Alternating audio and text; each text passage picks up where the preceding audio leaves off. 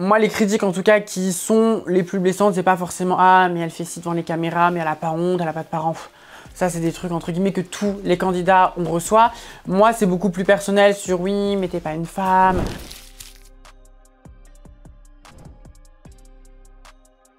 Salut, je m'appelle Auriel. Effectivement, j'ai fait Frenchy Shore et du coup, je suis là pour parler un petit peu de ma vie. Donc, pour commencer, mon enfance.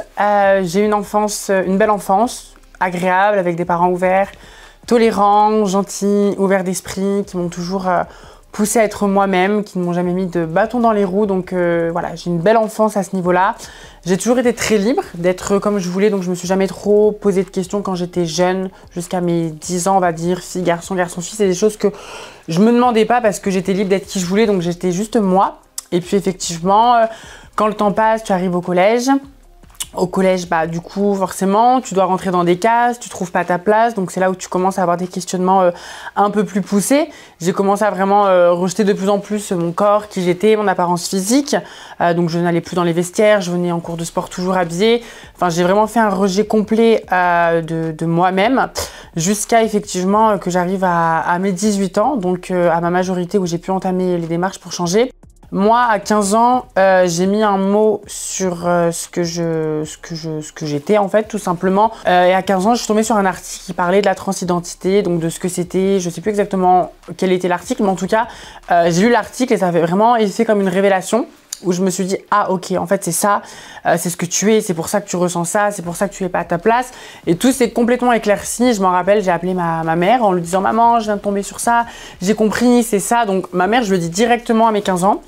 Et après, j'ai attendu quand même un petit peu parce qu'à l'époque, j'avais un copain. C'était mon premier amour avec qui j'étais et je savais qu'entamer une transition, ça allait signer la fin de notre relation ensemble. Donc du coup, c'est vrai que j'ai repoussé un petit peu le commencement des démarches pour ma transition.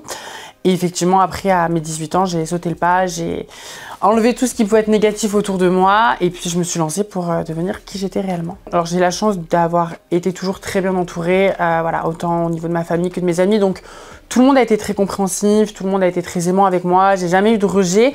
Mes parents, forcément, c'est un petit peu compliqué au début, même si c'est des parents ouverts, tolérants. Quand ça concerne ton enfant, c'est toujours un petit peu compliqué. C'est une forme de deuil, puisque tu mets un enfant au monde. Cet enfant change physiquement, change d'identité, change d'état civil. Donc, bien que mes parents soient très compréhensifs, il faut aussi se mettre à la place des parents. Et c'est vrai que ça a été un peu compliqué. Il leur a fallu un temps d'adaptation. Mais au final, ils ont rapidement été avec moi. Ils m'ont toujours soutenu, ils m'ont toujours accompagné dans toutes mes démarches. Ils ont été là vraiment à 100% de A à Z dans ma transition. Mes amis, c'est pareil, j'ai jamais perdu d'amis. Toutes les personnes qui m'entouraient avant sont encore mes amis à l'heure actuelle. J'ai toujours été bien entourée, sélective et voilà, je donne pas mon amitié à n'importe qui. Donc c'est vrai qu'à ce niveau-là, j'ai vraiment de la chance d'avoir perdu personne dans mon cercle privé par rapport à ma transition. Du coup, j'ai sauté le pas réellement en commençant les démarches, donc du coup à ma majorité, donc je devais avoir un peu plus de 18 ans, j'ai entre 18 et 19 ans, je sais pas exactement, mais sur cette année-là. J'avais de l'appréhension, oui et non. La seule appréhension que j'avais, c'est que du coup, ça allait mettre fin à la relation que j'avais avec mon ex-compagnon. Donc ça, c'était une première appréhension que j'avais, mais sur le point de vue personnel, voilà, quand j'ai fait ma transition, c'est parce que j'étais arrivée à un stade de non-retour. C'était pas une question de je veux ressembler à ci ou à ça, c'était une question de vie ou de mort. Ça devient des tripes. Quand t'es pas dans le bon corps, t'es pas dans le bon corps. La dysphorie de genre, c'est pas une partie de plaisir. On fait pas ça pour le fun, c'est pas quelque chose de tendance. C'est vraiment viscéral. C'est tu te regardes dans le miroir, tu te dégoûtes, tu te supportes plus, t'as envie de t'arracher la peau. Et du coup, je suis arrivée à un stade où je me suis dit, soit tu deviens qui tu es, tu vis ta vie en étant la femme que tu es, soit tu décides de rester comme tu es, mais tu vas finir par foutre ta vie en l'air. Enfin, clairement, te tuer au sens propre du terme, parce que tu peux pas vivre toute ta vie dans un corps qui te correspond pas. Et ça a vraiment été le déclic ça a été pour me sauver en fait. Si j'ai fait cette transition, ça a été vraiment pour sauver ma vie et pour pouvoir continuer de vivre, très clairement. Au niveau des étapes dans une transition, alors ça je le dis tout le temps et c'est super important, il n'y a pas de bonne ou de mauvaise transition. Moi la transition que je l'ai faite parce que c'est ma manière de voir les choses, mais toute transition est ok, il n'y a pas de format, il n'y a pas de schéma, il n'y a pas un code à suivre. Le tout c'est de faire les choses en bonne uniforme pour toi-même et que ça te ressemble. Sur le point de vue administratif, le changement d'état civil que j'ai fait, alors ça en tout premier lieu avant même je crois les hormones, j'avais dû à peine commencer les hormones. J'ai directement monté mon dossier pour changer du coup mon genre, mon état civil au sens propre du terme sur les papiers pour pouvoir changer du coup carte vitale, carte d'identité, permis de conduire. Ça, je l'ai fait vraiment au début.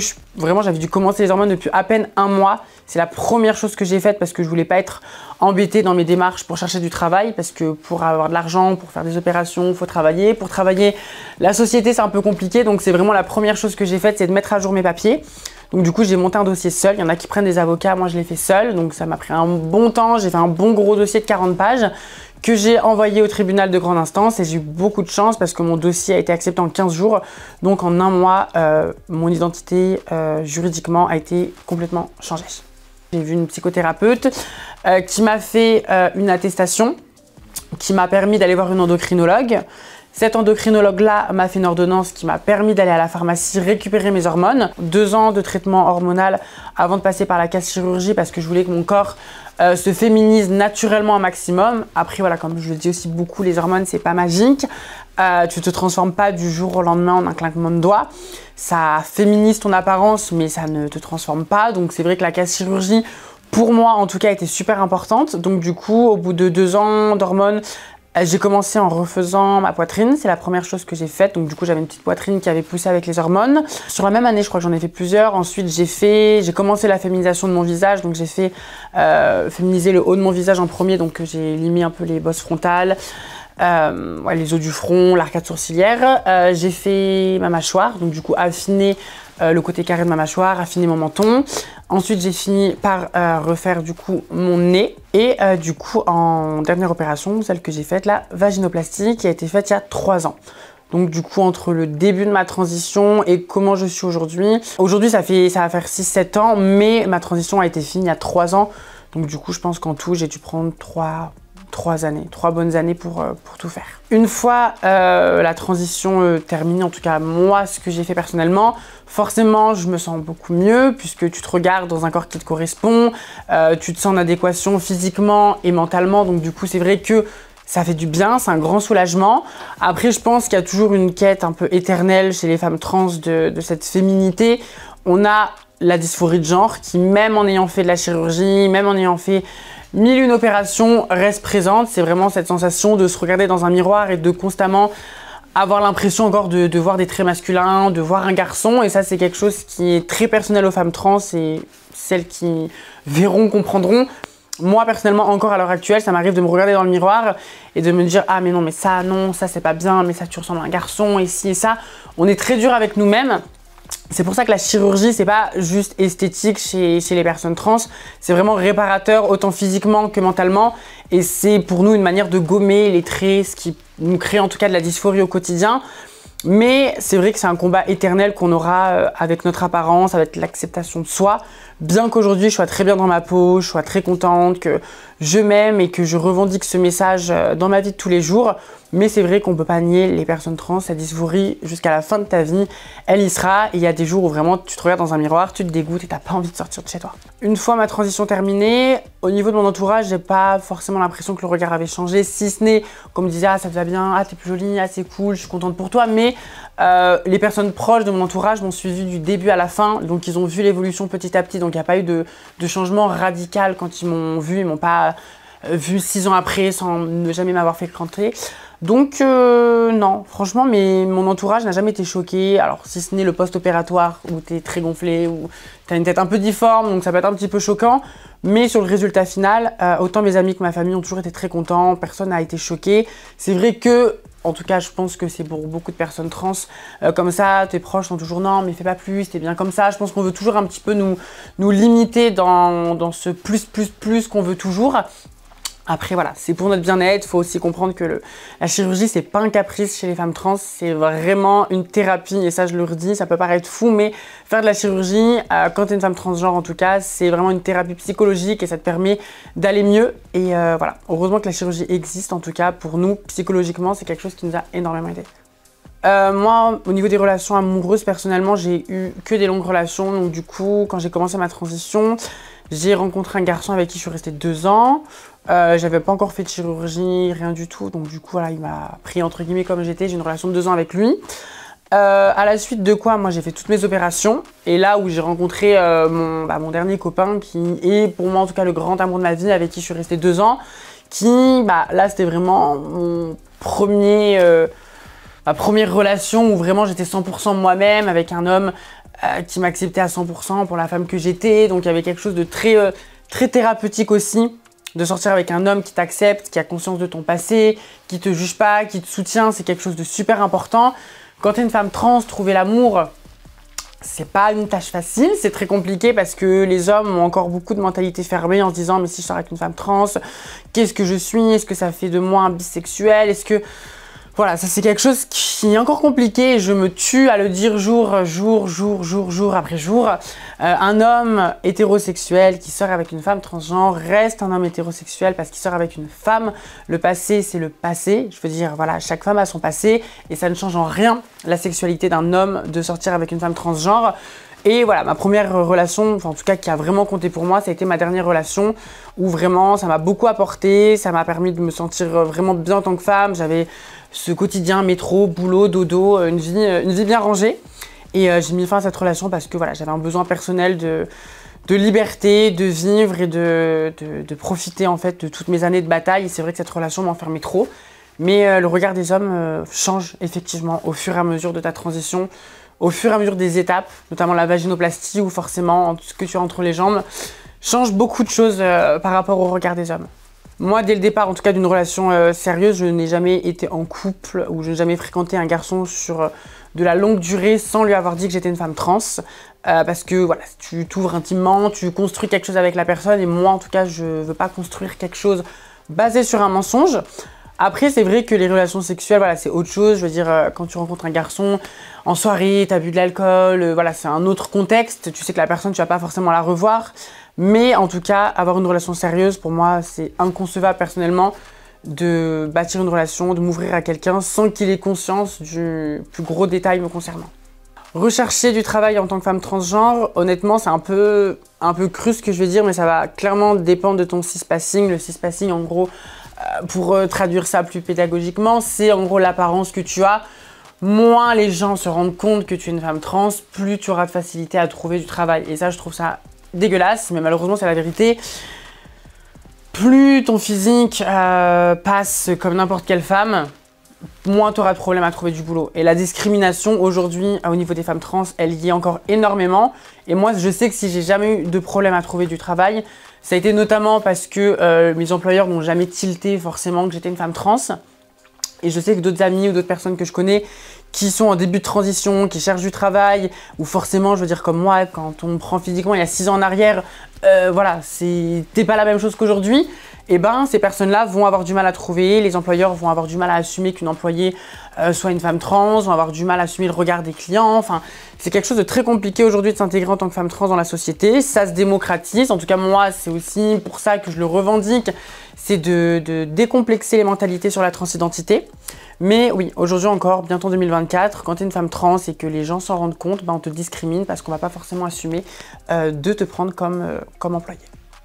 Avant de faire Frenchy Shore, du coup, je faisais comme n'importe quel jeune, en tout cas beaucoup. J'allais un peu là où je pouvais gagner de l'argent, donc j'ai travaillé dans les assurances, j'ai travaillé dans le service après-vente de la téléphonie, j'ai été vendeuse dans différentes boutiques. Enfin, je travaillais tout simplement pour gagner de l'argent et vivre. Et du coup, j'ai arrêté de travailler, je crois, 2 mois avant le tournage. Du coup, j'avais mis fin à mon dernier emploi. Et à la suite de quoi, je suis partie faire Frenchy Shore et aujourd'hui, j'en suis ici. Frenchy Shore, ça s'est fait, franchement, c'est vraiment le destin qui m'a ramené à Frenchy Shore. J'avais fait à la base un casting pour une autre émission de télé-réalité. Ma personnalité était trop flamboyante, trop extravertie, j'étais trop et c'était compliqué de me mettre sur une chaîne de la TNT à 18h ou 19h et on n'avait pas envie entre guillemets de prendre ma personnalité, de la brimer et de devoir me canaliser. Donc on m'a dit écoute, on t'adore, mais il y a quelque chose qui arrive et je pense que ça va être parfait pour toi. Et c'est comme ça en fait que j'atterris dans Frenchy Shore. Dès que le casting a été officiel, on m'a appelé, on m'a dit Auriel, c'est ton tour, tu pars. Frenchy Shore, c'est tout simplement la version française de Geordie Shore, Jersey Shore, Rio Shore, il en existe plein de versions donc de la famille des Shore. C'est globalement les plus gros fêtards, donc pour nous de France, réunis dans une villa où on fait la fête. Mais hormis ça, c'est aussi 10 personnes très différentes, avec une identité de genre, avec une sexualité, avec des couleurs de peau, avec des corpulences. C'est un casting très inclusif et on est là pour faire la fête, pour s'amuser, pour pas se prendre la tête et pour décomplexer les mentalités. L'appréhension que j'aurais pu avoir avant d'arriver dans la villa, ça pouvait être effectivement le fait qu'à un moment j'allais annoncer que j'étais une femme trans. Donc du coup la production était au courant, mais pas les candidats. Donc du coup j'ai dû l'annoncer de moi-même au bout d'un moment. Je me suis dit de toute manière je suis comme je suis, qu'on m'aime ou qu'on ne m'aime pas. Je vais pas changer à ma personne, mais en tout cas effectivement ce détail sur ma transidentité, c'était quelque chose qui pouvait un petit peu me chiffonner en effet sur le retour que les candidats allaient avoir. Du coup mon coming out, je l'ai fait il me semble au bout de quelques jours, très rapidement, c'est dans l'épisode 2. Parce que je me rapprochais des garçons et je voulais pas que ça aille plus loin. Parce que oui, effectivement, il y a des scènes de sexualité et je voulais pas que ces scènes soient faites avec des hommes qui n'aient pas conscience de qui je suis. Déjà de 1, parce que pour être réglo et pour être honnête avec eux, j'avais besoin de le dire. Et puis le but aussi pour moi, c'était de revendiquer, de faire passer un message à travers cette émission. C'est que les femmes trans sont comme n'importe quelle femme, elles ont une vie tout à fait normale, elles fréquentent n'importe quel homme. C'est pas quelque chose de tabou, c'est quelque chose qui doit se démocratiser, c'est quelque chose qui doit devenir banal et arrêter d'en faire tout un pataquès autour de la transidentité. Donc pour moi, le dire, c'était de 1, de dire je suis une femme trans, je fais exactement la même chose que toutes les autres femmes de cette vie-là, il n'y a aucune différence et c'est comme ça qu'on devrait vivre dans la société de tous les jours. La réaction des candidats était très bonne, honnêtement, il n'y a eu que des bons retours, ça n'a rien changé, ça a vraiment été un non-événement et c'est pour ça qu'on parle beaucoup de mon histoire, de mon coming out, mais en fait c'est absolument pas ce qui me définit dans l'émission. J'ai jamais été Ouriel la femme trans, je suis Ouriel, candidate de Frenchy Shore et une femme trans, mais ma transidentité c'est pas ce qui me définit dans l'émission et du coup tous les retours étaient positifs, c'était un non-événement, les garçons ça n'a rien changé, les filles ça n'a rien changé et c'est un très très bel exemple de coming out et une très belle leçon de morale pour beaucoup de personnes que à la télé, sur une plateforme, dans une émission de télé-réalité française, une femme trans soit clairement inclue et que tout le monde n'en ait rien à faire. J'avais quelques proches autour de moi, quelques amis à qui je n'en avais pas parlé, puisque je les ai rencontrés dans un contexte professionnel, à une époque où je sortais avec mon ex, qui lui ne voulait pas que ça se sache, donc j'étais très privée sur mon passé. Et du coup, ils l'ont apprise effectivement pendant l'émission. Je leur ai envoyé un message le jour même de la diffusion. Je leur ai dit, bon, vous allez peut-être comprendre quelque chose dans l'émission que je vous ai pas dit. Et au final, voilà, j'avais un peu d'appréhension parce qu'elles ont des croyances, des opinions très différentes du mien. Et au final, tout s'est bien passé, aucun rejet. Honnêtement, mes amis sont en or. Avant l'émission, personnellement, je ne m'étais mise aucune barrière parce que je ne me mets aucune barrière dans la vie de tous les jours, que je vis le moment présent. Donc je ne fais jamais de plan sur la comète, je vais là où je vais, je me laisse vivre et je fais les choses 100% naturellement. Et non, je me suis dit, tu vas être toi-même, tu vas faire ce que tu as à faire comme tu aurais fait dans ta vie de tous les jours et c'est exactement ce qui s'est passé.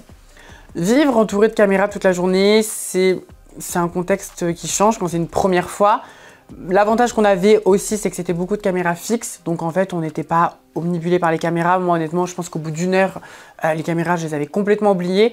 On se laisse porter, on est 10 potes entre nous en train de faire la fête, s'amuser tous ensemble.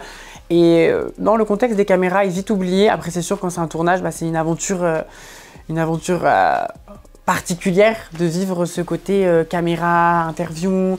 C'est un monde, c'est une sphère quand tu es en tournage. Mais en tout cas, le tournage de Frenchy Shore, c'était une sphère très très belle, très positive et honnêtement, que ce soit avec les candidats ou les équipes, il s'est vraiment passé une belle histoire d'amour entre nous et honnêtement, 10 sur 10, si c'était à refaire, je ferais exactement la même chose. J'ai aucun regret quant à Frenchy Shore, j'ai fait ce que j'avais à faire, j'étais fidèle à moi-même, j'ai fait passer mes messages, donc je suis très contente de ce que j'ai pu faire. La cohabitation avec des personnes que tu connais pas peut être un peu compliquée. Moi, personnellement, c'est vrai que je m'adapte, je suis une bonne vivante, je me prends pas la tête, donc personnellement, ça allait. Après, c'est sûr que quand on est 10 avec des personnalités différentes, tous des forts caractères, enfermés dans un contexte particulier, c'est vrai que tout est décuplé, les émotions, les sentiments. Donc tu peux avoir la tête qui tourne un petit peu parfois, tu peux t'énerver pour des petites choses qu'en temps normal tu laisserais passer. Mais honnêtement, entre nous, ça s'est très bien passé. On est une belle famille, les Frenchy Shore. On est 10 candidats qui avons tous très bien matché ensemble. Et personnellement, pour ce tournage, la cohabitation, moi, elle s'est très bien passée. Et si c'était à refaire, je le referai également. Non, Frenchy Shore, ça a été ma première télé. J'avais jamais fait de télé. J'étais absolument pas dans le monde audiovisuel, ne serait-ce que même faire des shootings photos, parler devant une caméra. Je n'avais jamais fait ça de ma vie. Donc non, c'était le grand chelem pour moi. Je suis vraiment partie dans cette nouvelle expérience en tant que novice à 100%. C'est une émission trash pour la France. On va dire que c'est plus trash que ce qu'on a l'habitude de voir dans une télé-réalité habituelle en France. Cette émission, ça fait 15 ans qu'elle existe dans le monde entier, donc c'est pas quelque chose de nouveau non plus. Il y a de la sexualité, où il y a des embrouilles plus poussées, on nous voit boire un verre d'alcool, alors que c'est pas flouté, mais au final, ce qu'on fait, c'est la vie de tous les jours, on est entre potes, on s'éclate, on fait la fête, et je pense pas que ce soit trash, je pense que c'est juste un reflet de la société. Alors attention, je mets pas tout le monde dans le même panier, on n'est pas des ambassadeurs de quoi que ce soit. Frenchy Shore, on ne dit pas que tout le monde doit être comme nous, mais en tout cas, je pense qu'on fait partie de la sphère festive et que tous les gens qui aiment faire la fête, qui aiment s'amuser, se reconnaissent dans Frenchy Shore. Donc c'est trash sans être trash, c'est trash pour la France, mais je pense que ça va rentrer dans les leurs petit à petit. Et, les gens adorent Frenchy Shore parce que je pense que tout le monde se reconnaît quelque part dans cette émission. Interdit dans la villa, déjà la drogue, ça c'est catégorique, je pense que c'est évident, hein, ça c'est catégorique hors de question. Tout ce qui est injures, homophobie, racisme, transphobie, propos sur X ou Y raison, voilà, tout propos dénigrant sur une personne, c'est hors de question, c'est dehors aussi. Donc voilà, on a la chance d'être 10 candidats très respectueux, donc du coup ça s'est très bien passé de ce côté-là, il n'y a jamais eu de problème. Après, en choses interdites, non, ça a été ça. Il faut pas que ce soit dans les excès, en fait, tout ce qui se fait. Voilà, il faut qu'on profite, qu'on fasse la fête, mais il faut quand même que ça reste avec de la bienveillance. Même quand il y a de l'alcool, on est quand même encadré, on nous laisse pas avec 15 bouteilles de vodka à disposition, on est encadré. Le but, c'est qu'on soit, même quand on boit dans un état ok, on fait un peu la fête, on est festif, mais ça reste quand même cordial. Le but, c'est jamais de tomber dans l'excès, donc tout était autorisé, mais jamais dans l'excès, toujours avec bienveillance et toujours encadré. C'est important de le dire. Avant l'émission, non, j'étais pas du tout dans le milieu, honnêtement, je connaissais pas de vue, de nom, etc. Oui, mais personnellement, j'avais pas du tout d'amis proches dans le milieu de la télé-réalité. Et aujourd'hui, j'en côtoie pas forcément plus, honnêtement. On est très entre nous, les Frenchy Shore, on est une petite secte, on aime bien être entre nous, garder notre esprit Frenchy Shore. Donc c'est vrai qu'on ne s'éparpille pas partout avec n'importe qui, on reste entre famille Frenchy Shore. Maintenant, je parle à quelques personnes de télé, on s'échange des messages, mais ça reste sympathique, mais je suis pas il n'y a pas de choses particulières avec les candidats et je suis très bien comme ça. Les critiques sur les réseaux par rapport à Frenchy Shore, honnêtement, je pense que ce soit moi ou mes 9 autres collègues d'émission, on est tous ok sur le fait que c'est normal. Enfin, on s'y attendait, c'est une émission qui change, il y a des choses diffusées qui ne sont pas diffusables, on est des personnes assumées, libérées, très excentriques, donc la critique, moi personnellement, je l'accepte et c'est ce que je dis tout le temps, vous pouvez ne pas aimer, on l'accepte, mais il faut que ça reste dans le respect. Je peux accepter la non-acceptation, mais pas le manque de respect, donc chacun doit voir son point de vue et Frenchy Shore, de toute manière, c'est pas une émission qui est pour tout le monde. Comme je dis souvent, quand tu vas dans un magasin de vêtements, tu vas pour acheter tes vêtements. Quand tu regardes Frenchy Shore, tu vas pour regarder des choses en particulier, un programme qui change. Donc voilà, faut pas s'étonner quand on regarde Frenchy Shore, on sait ce qu'on va trouver là-bas. Moi, personnellement, les critiques, forcément, on les a fait x10 par rapport aux autres candidats. Je suis une femme trans, donc déjà, je pars avec une balle dans le pied au niveau de la société en France. En plus de ça, je suis une femme assumée sexuellement, j'assume ce que je fais, j'ai des propos très crus, très cash. Voilà, je suis une personne très assumée de A à Z. Donc forcément que sur les réseaux, moi, les critiques, ça a fusé. Maintenant, au début, je regardais beaucoup parce que c'est fun, ça commence, l'émission, on parle de toi, il y a un côté un peu trépidant. Mais je pense qu'au bout du deuxième jour de diffusion, 24 heures après la diffusion du premier épisode, j'ai commencé à arrêter de regarder. Je trouvais pas ça constructif, qu'on remette en question qui je suis. Personnellement, je sais qui je suis bien dans mes basques, donc j'ai la chance d'avoir la tête bien sur les épaules. Parce que c'est vrai que ça peut faire un peu mal sometimes, mais je suis bien, je suis ok avec tout ce qui se passe et les critiques, ça me passe au-dessus. Moi, les critiques en tout cas qui sont les plus blessantes, c'est pas forcément « Ah, mais elle fait ci devant les caméras, mais elle a pas honte, elle a pas de parents ». Ça, c'est des trucs, entre guillemets, que tous les candidats, on reçoit. Moi, c'est beaucoup plus personnel sur « Oui, mais t'es pas une femme. Ah, mais regarde, elle, mais nanana, mais ils ont pas honte, les hommes, de fréquenter ça. Et tes chromosomes, ils sont comme ça. » Ou alors les commentaires où on va carrément m'appeler monsieur, il, ou on me met genre par excellence. Ça, c'est des commentaires pas qui me touchent, mais qui m'énervent plus pour l'être humain de manière générale et pour les personnes qui peuvent pas forcément se sentir bien dans leur peau, qui essaient de s'accepter et qui voient ce genre de débilité sur les réseaux. En fait, je trouve ça bête, je trouve ça futile. Et puis en attendant, voilà, c'est comme ça, quand tu t'assumes, quand t'es qui tu es, ça dérange. Et puis si ça dérangeait pas, c'est que l'effet Auriel n'aurait pas fonctionné. Donc je suis blindée, vous pouvez y aller. Mes proches, non, je les laisse un maximum en dehors de tout ça. Ils savent l'émission, ils savent le concept. Maintenant, mes parents sont pas enjoués à l'idée que je fasse cette émission. Voilà, c'est très sexuel, je me montre. Tout le monde sait que je suis comme ça dans la vie de tous les jours. Après, voilà, mes parents sont pas forcément hyper contents que j'ai fait cette émission. Maintenant, ils acceptent, ils sont avec moi, ils me soutiennent ils acceptent ma décision comme n'importe quel parent qui soutient son enfant inconditionnellement. C'est vrai que le changement de vie a été, le changement de statut entre guillemets de personne inconnue à personne publique a été radical. C'est un changement de vie, c'est quelque chose qui est encore très irréaliste pour moi personnellement parce que j'ai l'impression d'être juste moi-même et de m'amuser comme je fais dans la vie de tous les jours. Je réalise pas forcément l'impact qu'il y a quand on m'appelle pour faire des plateaux, des choses comme ça. Forcément, j'ai toujours ce côté waouh. J'intéresse des personnes qui je suis intéresse et captive l'attention et du coup je trouve ça pour ma part flatteur, surtout que je revendique beaucoup de choses dans cette émission, donc que ce que je revendique soit accepté, que les gens adhèrent avec Ouriel, moi ça me fait plaisir. Et franchement, c'est que du positif. C'est sûr, quand tu sors dans la rue, qu'on te reconnaît, moi c'est toujours un peu surprenant parce qu'on me connaît intimement de par l'émission, mais moi je connais pas forcément les personnes qui en face. Donc c'est un changement de vie qui est en train de se faire, mais je suis contente parce que ça se fait à ma manière, avec des choses qui me ressemblent. Et j'ai une communauté qui est très réaliste avec qui je suis, qui est très comme moi. Donc franchement, je suis contente de tout et je fais passer des messages. Les messages sont reçus, donc c'est le principal. Jusqu'à maintenant, que ce soit sur les plateaux télé ou dans la rue, c'est que de la bienveillance. Voilà, toutes les interviews, les plateaux que j'ai pu faire, ça a toujours été très cordial, très amical, très gentil, avec des bonnes intentions pour le moment, donc j'ai de la chance. Dans la rue, pareil, les gens qui me reconnaissent, c'est toujours positif. Après, voilà, les gens sont plus crus sur les réseaux qu'en face. On sait que c'est plus compliqué de venir dire en face d'une personne ce qu'on pense d'elle. Maintenant, je ne suis pas à l'abri que ça arrive. J'ai toujours cette petite oreille attentive de me dire attention où tu vas, attention à ce que tu fais. Surtout toi, t'es exposé encore plus à des potentielles agressions physiques ou verbales. Mais pour le moment, je touche du bois, tout va bien et j'espère que ça continuera comme ça. C'est vrai qu'au niveau du rôle social que je peux avoir et surtout dû à l'impact de l'émission, c'est quelque chose qui me fait plaisir entre guillemets parce que moi je sais que je revendique des valeurs qui me correspondent et peu importe ce qu'on dit sur les réseaux, je suis quelqu'un d'éduqué, qui a des principes, des valeurs, je sais ce que je fais, j'ai la tête sur les épaules. Donc je sais que si des personnes s'identifient à moi, elles s'identifient à une personne en tout cas saine d'esprit qui pourra que les aiguiller dans le bon sens du terme. Après, comme je le dis, moi, je veux pas qu'on me mette sur le dos toute la responsabilité du monde. Je suis pas porte-parole de tout le monde. Si des gens m'apprécient, tant mieux. Si des personnes ne m'apprécient pas, je peux comprendre. Moi, je suis pas là en train de dire « je représente la communauté LGBT, vous devez faire comme moi ». Pas du tout. Chacun a le droit de faire ce qu'il veut dans sa vie. Moi, j'accepte le choix de tout le monde. Mais en tout cas, ça me fait plaisir que dans une émission vue par beaucoup de personnes aujourd'hui, qui n'est pas forcément destinée à une communauté forcément open, puisque tout le monde regarde cette émission, c'est pas forcément une communauté queer, LGBT ou autre, que mon personnage, qui je suis, que la manière que j'ai d'être ressorte et est appréciée. C'est une belle revanche sur la vie, de sortir du lot de tout ça, et que mes valeurs et qui je suis, je les emmène avec moi jusqu'au bout, et j'espère que je les emmènerai le plus haut possible. Depuis la fin de l'émission, j'ai pas eu d'autres propositions de télé. Honnêtement, en plus la diffusion c'était... Je parle de ça comme ça faisait longtemps, mais ça fait vraiment 15 jours et demi que ça a commencé, 3 semaines bientôt. Donc c'est récent, donc des plateaux, des ITV, des choses comme ça, je les ai faites. Après en termes de télé, non. Après je sais pas si tout le monde assume la personne Ouriel parce qu'il faut y aller. Moi de toute manière je suis une fidèle à Frenchy Shore et on espère tous qu'un jour on puisse repartir faire une autre saison. Donc pour le moment voilà, et pas plus.